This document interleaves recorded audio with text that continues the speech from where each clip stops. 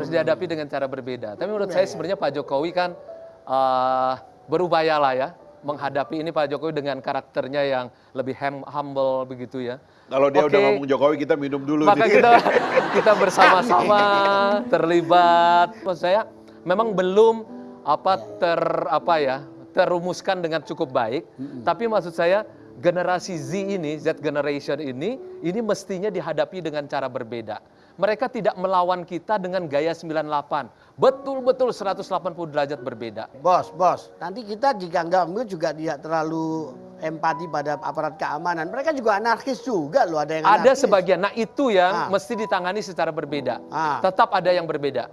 Jadi yang namanya polisi, mereka juga tidak cara menghadapi kami beda dengan tahun 98. Sekarang itu sebenarnya lebih nyaman. Di 98 itu kami, kalau sudah berhadapan dengan polisi, itu sudah deh.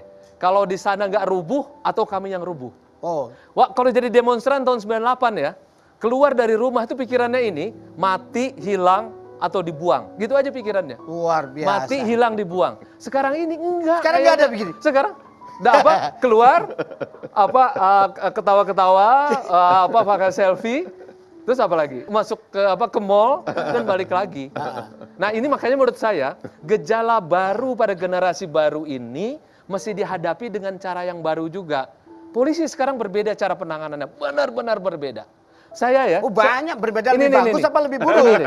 Lebih bagus. Lebih bagus. Tapi banyak yang nendang-nendang udah ditangkap, dijambak di ini. Saya ini 7 jahitan nih, demonstran nih. Ada lebih parah lagi. Ini tanda orde baru nih.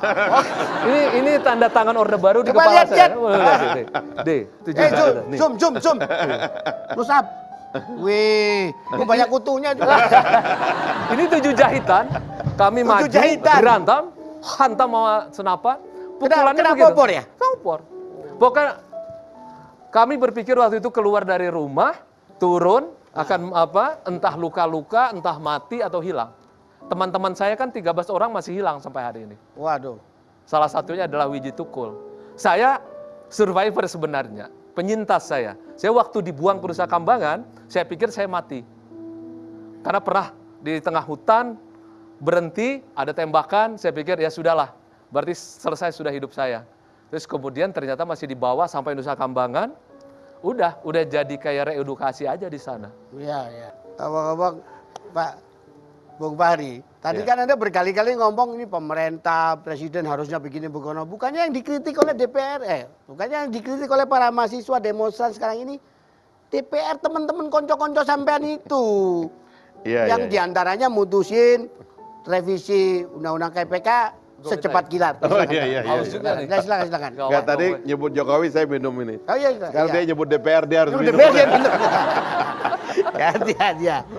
Iya, sebenarnya mungkin juga itu bagian. Kan itu dia kepeletupnya di situ. Itu bagian dari disrupsi juga, karena sepertinya teman-teman juga sudah tidak terlalu peduli dengan abjadnya.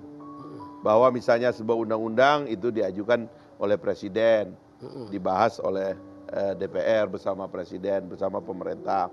Generasi ini sepertinya ngambil kesimpulan di ujungnya aja. Ini tolak.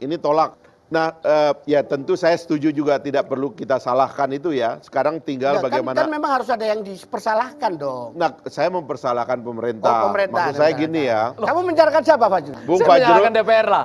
Karena DPR di saat akhir, di hari-hari terakhir tiba-tiba menawarkan begitu banyak undang-undang. Kayak kejar tayang gitu ya? Iya, kayak kejar tayang begitu. Tapi menurut saya ya, cara berkomunikasi ke generasi ini juga tidak boleh terlalu simbolik ya. Harus ada kedalaman tertentu juga sehingga kontennya itu juga ditangkap dengan baik ya.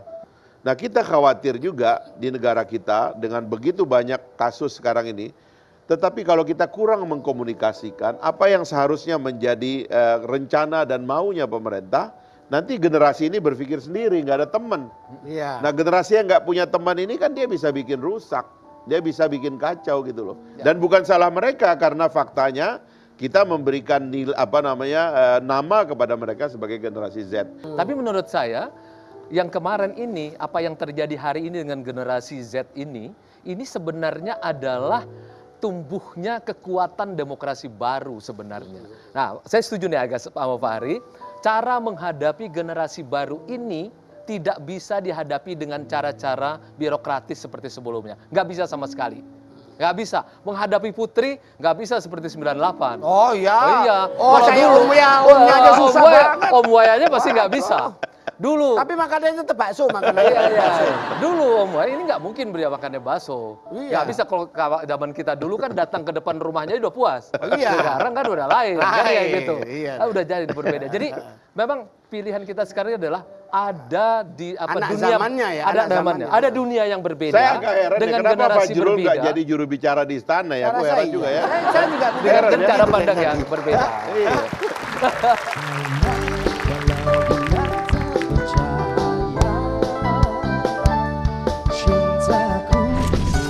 Malam ini Om Wai membantu istana untuk menemukan Saya rasa iya. jubir yang tepat lah. Iya, kira-kira tepat. begitu. Saya rasa Amin, tepat. amin. Udah Saya setuju cocok. ya Pak. Udah cocok Asal lah. jangan lupa sama kita aja. Iyalah, Jangan lupa paling nanti. tidak semangkok bakso lah.